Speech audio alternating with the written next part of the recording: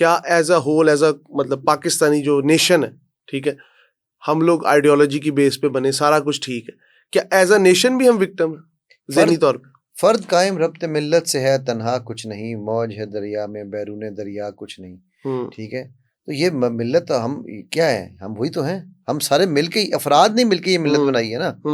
ठीक है, अब मैं वही बात है कि तुम मुझसे खुलवाते जाओगे तो फिर और चीज़ें खुलती जाएंगी, कुछ पर्दों पे राजों में पर्दा रहना चाहिए, अच्छी बात है, बट आप अगर उठाओ डे वन से, मुझे बताओ जिना के अलावा कौन ऑप्टिमिस्टिक था पाकिस्तान चलने में? ईमानदारी से बताना मुझे। माई ब्रदर किताब में लिखा हुआ है फातिमा जिन्ना ने, मैं उसकी डिटेल में नहीं जाऊंगा, जाना भी नहीं चाहिए। ठीक है, उसके अलावा कौन था ऑप्टिमिस्टिक कि पाकिस्तान बना है और ये क़यामत तक चलेगा? Not a single person. इतना ही काफ़ी है, ठीक है, बट ये बात ये है, देखिए एक चीज आती है ना, फिर लोगों का क्वेश्चन तो ये रेज होता है कि एक कौम जो एक मुल्क खड़ा कर सकती है, एक मुल्क बना सकती है, वो मुल्क और कुछ नहीं तो एक एटॉमिक पावर तो बन गया ना, मतलब एक दुनिया में कहीं ना कहीं कुछ नहीं क्यों यार, एक second, hello hello hello, stop, let's be very very clear. 2030 लोग इस मुल्क में आने के लिए तरसा करेंगे।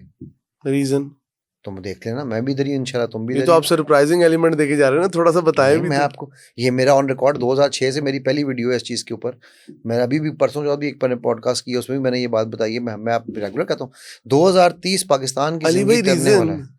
यार कुछ चीज़ों की रीजंस नहीं होती हैं, कुछ चीज़ें पता होती हैं बंदों को, तुम देख लेना इंशाल्लाह। फिर अगर भी कोई क्लू, एनीथिंग? नहीं है ना उम्मीद इकबाल अपनी कश्ते वीरां से, जरा नम हो तो ये मट्टी बड़ी जरखेज है साकी, और इस मट्टी की जरखेजी का वक्त शुरू हो चुका है। हाँ, ठीक है, देखो एक बात याद रखना, मुझे लोग कहते हैं मैं अकेला कैसे तब्दीली लाऊंगा। हमजा, मैं जब नया नया मैंने बाइक चलाना शुरू किया ना, तो पुरानी प्रेसिडेंसी थी पिंडी में, यहाँ से जब ज़ियाउल हक की गाड़ी निकला करती थी ना, तो वो आपको वुमेन कॉलेज बन गया हुआ अब, तो हम लोग उधर पिंडी में रहते थे उस ज़माने में, लालाजार में, तो वहाँ से गुजरना पड़ता था। तो उधर एक ना इशारा लगाया हुआ था कि जब भी ज़िया की गाड़ी निकलेगी तो वो इशारा ओपन हो जाएगा ताकि गेट खुल जाए और ज़िया की गाड़ी निकल जाए। ज़िया फौत हो गया, ठीक है, मतलब सारा कुछ, इशारा नहीं ख़त्म हुआ वहाँ, सॉरी, मतलब प्रेगनेंसी ख़त्म हो गई, इशारा नहीं ख़त्म हुआ। अच्छा, मैं जब भी वहाँ से बैठना ना, मैंने निकलना, तो मेरी रात के चाहे 2 बजे हो, वो इशारा गलत था क्योंकि वो सिर्फ उस गेट के लिए था, लेकिन वो ऑन होता था फिर भी, ठीक है, तो मैंने रात के 12 भी बजे होंगे, 1 बजा होगा, मैंने मोटरसाइकिल रोक देना कि भाई मेरी बीमारी है कानून फॉलो करने की, ठीक है, ठीक होगी।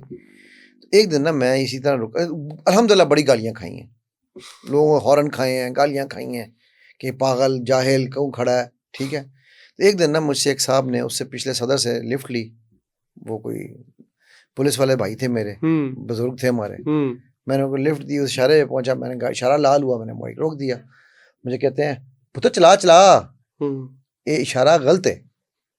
मैं कहा जी तो इशारा गलत है तो फिर मैं की करा, नहीं, मैं कहता पुत्र चला चला चला, मैं कहा जी वो इशारा लाल है, ओ पुत्र कानून तेरे नाल है, इशारा गलत है। तो मैं कहा जी तुम जे मैं यही काम कर रहा हुंदा, ठीक है, तुसी कानून बाहर खड़ा हुंदा ते कानून मैनू फड़दा, कहता उस वे कानून तेरे नाल नहीं सी ना, ठीक होगी बात।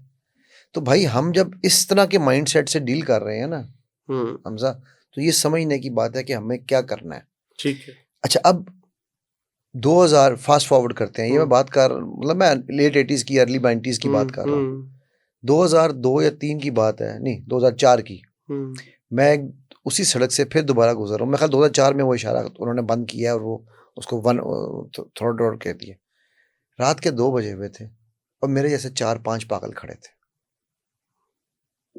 ठीक है, मैं अकेला पागल नहीं था वहां पर, ठीक है। सो इसका मतलब क्या है, इट टेक्स वन, मोहम्मद सल्लल्लाहु अलैहि वसल्लम वाज द अलोन, ठीक है, Musa was one, Isa was one, Ibrahim was one, ठीक है, अलैहिस्सलाम, ठीक हो गया, जिना वाज वन, चलो हम दुनियावी हिसाब से देख लेते हैं, Mandela was one, right, it takes only one to start the whole thing. And alhamdulillah, I can tell you this, Hamza, that one has already started. By doing this podcast, we are just doing that now. ये जो mindset change है ना, एक बात याद रखो, हमारे यहाँ कॉन्सेप्ट ये है कि जी मेरे मेंटर बन जाएं, जी मुझे चीज, हमें किसी मेंटर की जरूरत नहीं है। हम लोगों को सिर्फ और सिर्फ ये जानने की जरूरत है कि हम जिनको मानते हैं उनकी मानने लग जाएं। ठीक हम है, अल्लाह को मानते हैं, उसकी नहीं मानते। बिल्कुल ऐसे, हम नबी सल्लल्लाहु अलैहि वसल्लम को मानते हैं, उनकी नहीं मानते। बिल्कुल ऐसे। ऐसे ही है। हम सड़कों पर निकल के उनके नाम पे टायर तो जलाना चाहते हैं, लेकिन हम उनके नाम पे या उनके बताए हुए तरीके पे ईमानदारी से काम नहीं करना चाहते। ऐसे ही। मैं आपको एक छोटी सी हदीस सुनाने जा रहा हूँ। हज़रत इब्ने अब्बास कहते हैं अल्लाह के नबी सल्लल्लाहु अलैहि वसल्लम की सल्लल्लाहु 3 अलैहि क्वालिटीज, ठीक है। Never looked into the past, कभी माजी में नहीं देखते थे। सीखते थे, रहते नहीं थे माजी में, ठीक है। Never had the fear of future, कभी फ्यूचर की परेशानी थी ही नहीं। उनको यकीन था कि ये हो जाना है। उनको यकीन था कि मस्जिद अक्सा हमारे पास होनी है। उनको यकीन था कि मुसलमान इस्लाम ने पूरे दुनिया में फैलना ही फैलना है, तो इसलिए उनको टेंशन थी कोई नहीं। हमेशा हाल में रहते थे, इस वक्त मुझे क्या अच्छा करना है। लेकिन एक चीज भी तो है ना कि इसमें फिर माँ बाप का क्या किरदार है, क्योंकि पेरेंट्स जो है फ्रॉम द डे वन वो बच्चे के दिमाग में ये वाले बिलीव्स डालते हैं, ये वाली मैं कहूँगा कि नेगेटिव थिंकिंग को डाला जाता है। किस चीज की? हर तरह की। फियर ऑफ, एक मिनट, फेल का फियर कौन डालता है? बच्चे को तो नहीं पता होता। बच्चा तो बड़ा अपनी तरफ से ऑप्टिमिस्टिक होता है। कुछ लोग तो फेल होके भी ऑप्टिमिस्टिक वो कम ही होते, ज्यादातर लोगों को तो बिल्कुल डाउनग्रेड कर दिया जाता है। ठीक। फियर का मतलब जानते हो क्या है? इंग्लिश में तो फियर, उर्दू में डर, खौफ। First and all relations. ठीक। FEAR। That's what you think, या ये असल में? नहीं, ये मैं बता रहा हूँ। ओके। और the first relation you and up with is with your own self. ठीक है। खुद पे यकीन नहीं होता तो ही ये सब कुछ आता है ना, राइट? देखो माँ बाप, अभी मैं सुबह एक सेशन करके हटा हूँ, उनके घर एक बहुत ही अल्लाह ने खूबसूरत फूल भेजा हुआ है। वो बच्चा, मैं सिल्वा पढ़ाता हूँ, राइट? मैं सिल्वा में मेरी होती है कि जी आपका जो ब्रेन है ना वो वाइब्रेशन अल्फा में लेके आऊँ 10 के आसपास। वो बच्चा 19 साल का बच्चा है, वो बाय डिफॉल्ट उसको अल्लाह ने अल्फा में रखा हुआ है। अब हमारी तरह के सो कॉल्ड अक्लमंद लोगों को, आम लोगों को, नॉर्मल इंसान को लगता है कि वो बच्चा ख्वाबी दुनिया में रहने वाला पागल है, फैंटेसी वर्ल्ड का है, फैंटेसी वर्ल्ड का है।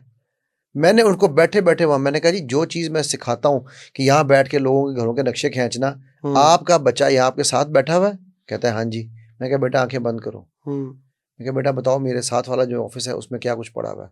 मैं कहा बेटा बताओ मेरी गाड़ी का रंग क्या है? मैं कहा बताओ बेटा मेरी गाड़ी कहाँ खड़ी है? वो सारा कुछ बताइए। अच्छा, ये तो बहुत ही सुपरनेचुरल थिंग्स। नहीं, ये कोई सुपरनेचुरल नहीं है। नहीं, हाउ इज इट पॉसिबल? तो सिल्वा के बाद भी तो आप भी कर सकते हैं। नहीं, मुझे जरा इसको आप एक्सप्लेन करें। ये चीज तो बेशक हमारा टॉपिक थोड़ा सा डाइवर्ट हो जाएगा, लेकिन एक्सप्लेन करें कैसे पॉसिबल। एक बंदे ने आपकी गाड़ी नहीं देखी, वो कैसे बता सकता उसका रंग? हाय हाय अपने मन में डूब के पाजा सुराग जिंदगी, तू मेरा नहीं बनता न बन, खोतिया अपना ते बन। इकबाल खोता कहना भूल गए थे, वो मैंने ऐड कर दिया। ठीक है। बात यह मेरे भाई कि awakening of your six sense इसे ही कहते हैं। उस बच्चे की सिक्स सेंस नेचुरली अवेकन थी। ठीक है। मेरे से ये चीजें सीख के लोग करते हैं, बट वो बच्चा नेचुरली ये कर रहा है। अब उसको इसलिए लोग पागल कहते हैं कि वो तो उनके अंदर बाहर घुस जाएगा ना, राइट?